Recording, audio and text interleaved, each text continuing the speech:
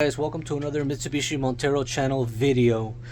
I just wanted to make this quick video for you guys because we talked about this a few videos back, and I'm talking about the onboard air on your Montero. Very convenient to have onboard air on your Montero when you go out on the trail. Easy to air down, easy to air up, and right now it's here in Southern California. We really have perfect weather for going out on the trail, going out to the desert, all that stuff. And we did talk about this a few videos back. I did add a 1.5 gallon air tank into the Montero, and that makes it easier not only to make your airing up a little bit quicker, but also if you want to use like a small air tool, like a small air saw or air ratchet or whatever, you have enough volume of air pressure that you can do that. I won't demonstrate that today, but I'll show you where I put all the components and everything else. So let me turn the camera over and I'll show you the Montero. Alright guys, so here is the Montero. I have it on one ramp on one side because we're going to crawl down there, and I'll show you how I ran the airline from the back to the front. And as some of you guys already know, on my Montero I have the air compressor mounted right here. I do have a video on my channel where I show you how to fabricate the bracket that I use to mount this compressor on here. And as you can see, we have the hose, this little green hose here that's coming from the back. This is a very inexpensive hose that I got from Lowe's. It's like 15 bucks for 50 feet. It's rated at 300 psi, and this compressor makes 150 psi, so it shuts off automatically at 150. So that hose will more than capable of handling that pressure. The way I connected it, I have the hose coming from the back from the air tank that I just talked about. It goes into this little T, and then comes from the compressor, and then it comes here. I still have to basically mount it a little bit better because I'm not 100% done with the front part here, because the air hose connection basically is going to end up right about there. And see, it's like lower level than the air box, so I'm sure it's not going to interfere with the hood or anything like that. So I have to figure out a way to mount it. Maybe I'll just put a little plaque right here just to kind of hold it down.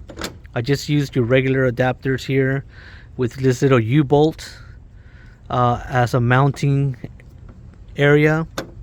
Hopefully it works. I'll show you guys later on if it does, but I'm thinking it would. I don't see why not. Also, this little bracket here, I just put it on here just for demonstration purposes for this video, but that's where it's gonna go. And this little bracket here, these two little holes, every Montero has them.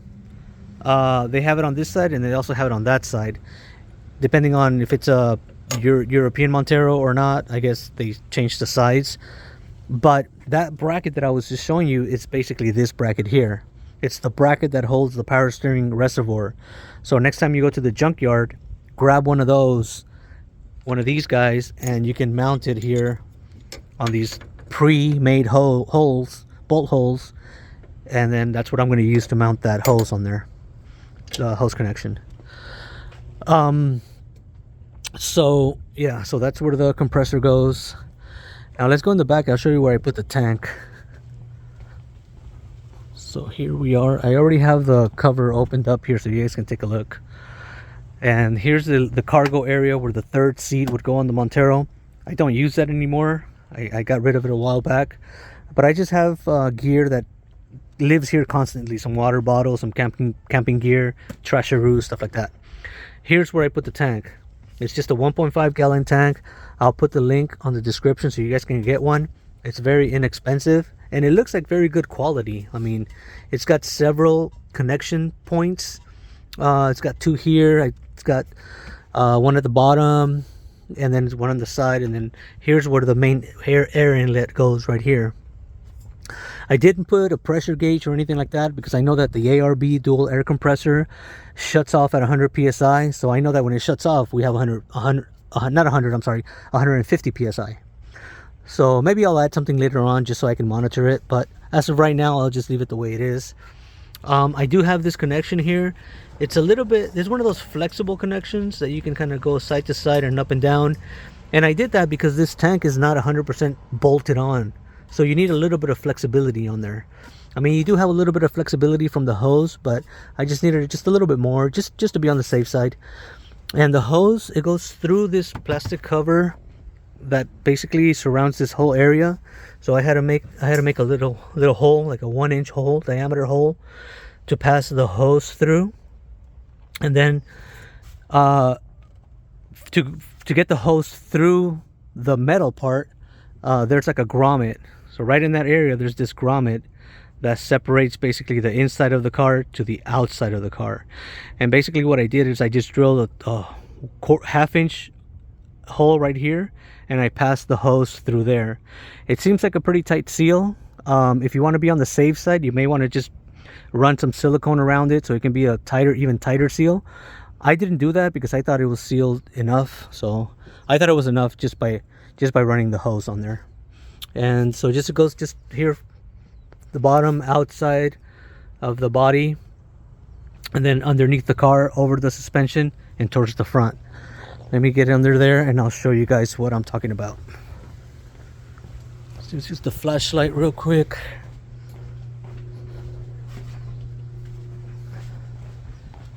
So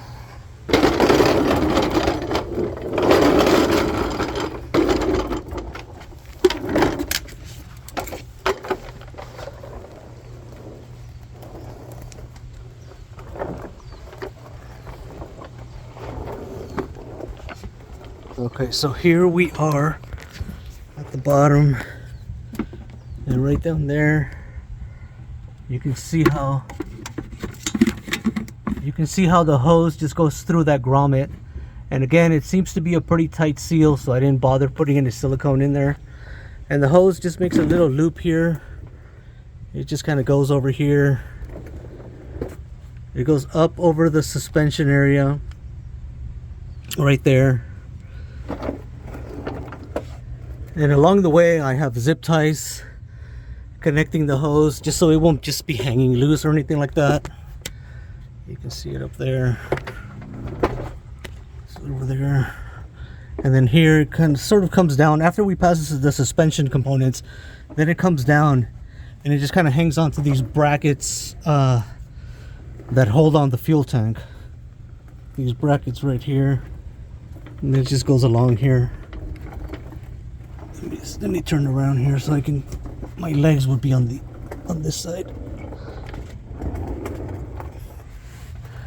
So here by the O2 sensor area we have the hose, and it just goes up. Again, you're zip tying it to some of the lines, some of the hoses, just to make it secure so it won't be hanging loose or anything like that.